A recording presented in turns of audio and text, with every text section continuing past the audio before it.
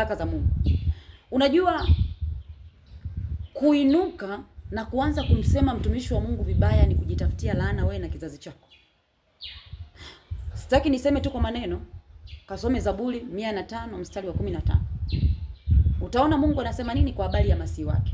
Na msisahau kwamba Shetani alishasema kwamba atampiga mchungaji kondoo watawanyike.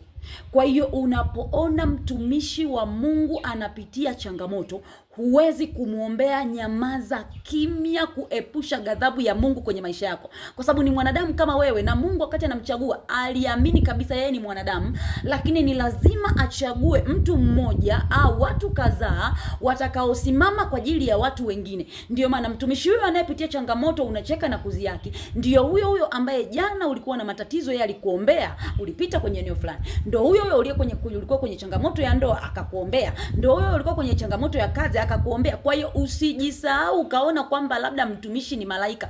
Kama ambavyo ulipitia changamoto akakuombea ukapita hapo, ndivyo ambavyo hata yeye akipita kwenye changamoto inabidi aombewe. Wewe unahisi kwamba labda yeye huaga haombi, au labda Mungu asikie, labda Mungu asikie maombi yake. Kama aliweza kusikia maombi ambayo alikuombea wewe na ukavuka hapo, basi Mungu huyo anaweza kusikia maombi ya mtumishi wake. Kuna wakati Mungu anaruhusu mtumishi wake apite sehemu fulani kwa lengo la kukuza imani au kujaribu kupima upendo wake kwake ukoje. Kwa hiyo ukiona mtumishi wa Mungu anapitia kwenye changamoto, muombe, au labda kama unaweza kupata chance Mungu kakusemesha, unaweza kusema naye, lakini nyamaza kimya, kujiepushia laana, sawa na ile Zaburi 105 mstari wa 15.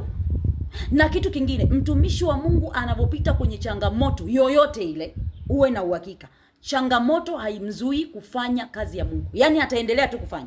Kwa sababu changamoto inapokuja kwenye maisha ya mtumishi wa Mungu ipo kwa ajili ya kumuondolea ujasiri asifanye kile ambacho Mungu amemuitia kwacho.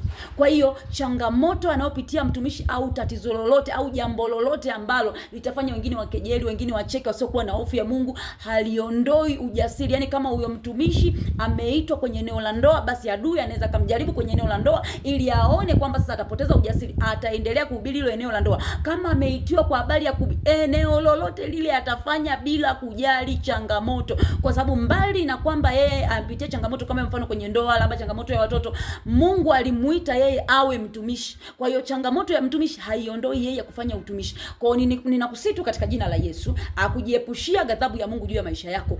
Kama mtumishi wa Mungu anapitia kwenye changamoto, ukiona uwezi kumuombea, nyamaza kimya.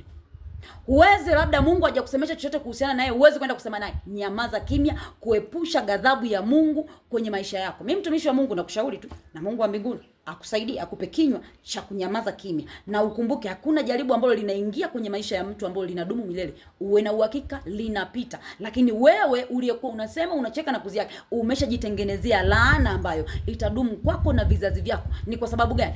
Hukujua kama yule mtumishi wa Mungu naye ni mwanadamu ambaye anaweza kupitia changamoto kama wewe. Zingatia hili, litakusaidia.